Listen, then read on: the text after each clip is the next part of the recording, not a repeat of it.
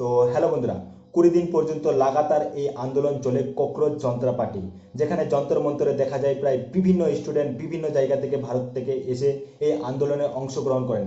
সেই রকমই নাম একটি উঠে আসছে প্রতিটা প্রায় কোনায় কোনায়, যার নাম হলো জুনেদ। জুনেদ ছিলেন ইউপি থেকে অবস্থিত, গাজিয়াবাদে তার বাড়ি ছিল, যেখানে জুনেদ প্রায় এই ককরোচ জনতা পার্টির প্রতিটা স্টুডেন্ট ও সমর্থক যারা আসছিল বাইরে থেকে, তাদের জন্য খাওয়ার এবং তাদের জন্য থাকার ব্যবস্থা করে দিত এই জুনেদ। জুনেদকে প্রায় অনেক অনেক ইউটিউবার তাদের নিজের মোবাইলে ক্যাপচার করে এবং ফটো করে, যিনি যেভাবে সাহায্য করেছেন মানুষকে, যেভাবে সাহায্য করেছেন মানে স্টুডেন্টগুলোকে, তার কোনো অবতার নেই। জুনেদ একমাত্র ছেলে ছিলেন যেখানে তার বাড়িঘর ফেলে, তার বাবা মাকে ফেলে ইউপি থেকে দিল্লিতে যন্তর মন্তরে আসে স্টুডেন্টদের সাহায্য করে খাওয়ার জন্য। জুনেদ যখন এইদিকে স্টুডেন্টদের জন্য খাবার তৈরি করে এবং সাহায্য করে, সেখানে ইউপি পুলিশ এই জুনেদের ফ্যামিলি, তার বাবা, তার মা, তার ভাইকে নিয়ে একটি ডিটেনশন ক্যাম্পে মানে জেলে বন্দি করে দেয়। কিন্তু ককরোচ জনতা পার্টি তারা এখানে থেমে থাকেনি, জুনেদের জন্য তারা এক পা এগিয়ে আসে। তারা বললেন জুনেদের ফ্যামিলি, তার বাবা মাকে যদি তারা বাড়িতে ভালোভাবে সুস্থভাবে এই যোগী আদিত্যনাথ ইউপি পুলিশ